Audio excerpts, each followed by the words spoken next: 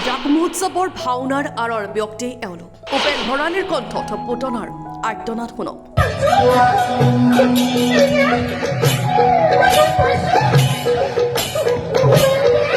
ইতিমধ্যেই সামাজিক মাধ্যমত ভাইৰেল হৈ পৰিছে এই দৃশ্য। ৰাস মহোৎসৱত কৃষ্ণ ৰাধাৰ লগতে ভিন্ন চৰিত্ৰত অভিনয় কৰা অভিনেতা অভিনেত্ৰীসকলক আমি সকলোৱে দেখা পাওঁ, কিন্তু এই অভিনয়ৰ সৈতে জড়িত আঁৰৰ ব্যক্তিসকলক আমি কিমানজনে চিনি পাওঁ? বাস্তৱ ক্ষেত্ৰত যথেষ্ট কষ্ট কৰিবলগীয়া হয় এইসকল মঞ্চ আঁৰত থকা ব্যক্তিয়ে। সংলাপৰ লগতে সুন্দৰ ৰূপত ভিন্ন চৰিত্ৰৰ কণ্ঠদান কৰে এওঁলোকে। এনে আঁৰৰ ব্যক্তিৰ কিছু দৃশ্য দেখুৱাই লৈছোঁ।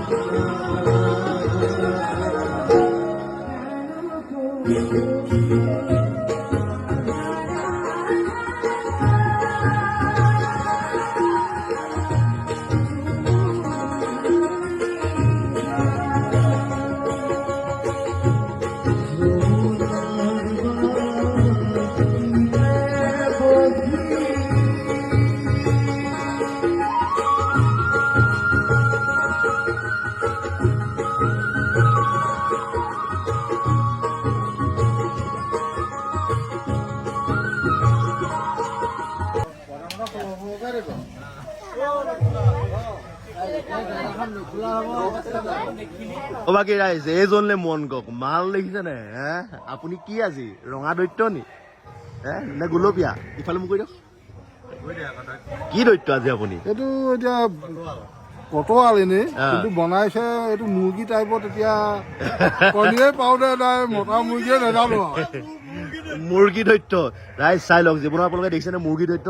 এইটো হৈছে মুৰ্গী দৈত্য। দেখিছেনে? পেটেই চাবনে, চকুৱে চাবনে? মাল গুলি একদম গোটেই। অ ৰাম ৰাম, এইজন বেলেগ মাল। এইজন নীলকণ্ঠ নি? এজনৰ মূৰৰ ওপৰত হেৰি পাখি ওলমিব নে? বেলেগ হ'ব মানে মাল। ৰাম ৰাম, নে ফিলিংটো কেনেকুৱা হৈছে?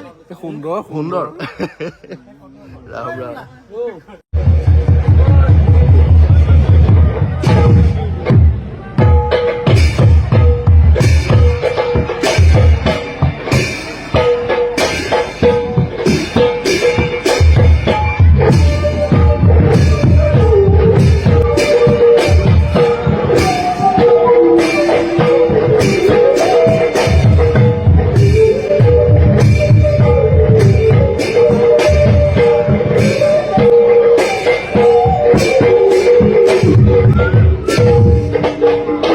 Dexios Report and 24 Asa.